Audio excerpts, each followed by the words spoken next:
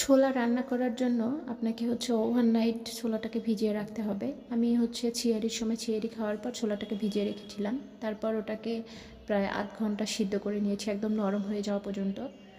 তারপরে যে এখানে পেঁয়াজ দিয়েছি, পেঁয়াজ তার সঙ্গে মরিচ, এখানে একটু আদা বাটা, একটু রসুন বাটা, তারপর আমি হালকা একটু গরম মশলা বাটাও দিয়েছি।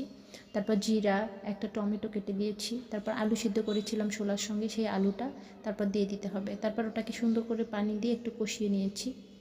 কষিয়ে নেওয়ার পর তারপর ছোলার যে সিদ্ধ করা ছোলাটা আছে সেটা এখানে দিয়ে দিতে হবে। তারপর দিয়ে আপনি মিনিট কয়েক এটাকে একটু কষিয়ে নিলে এই ছোলাটা রেডি। আপনার কাছে যদি ধনেপাতা থাকে তাহলে অবশ্যই ধনেপাতা দিবেন। আমার কাছে ধনেপাতা ছিল না, যার কারণে আমি ধনেপাতা দিতে পারিনি।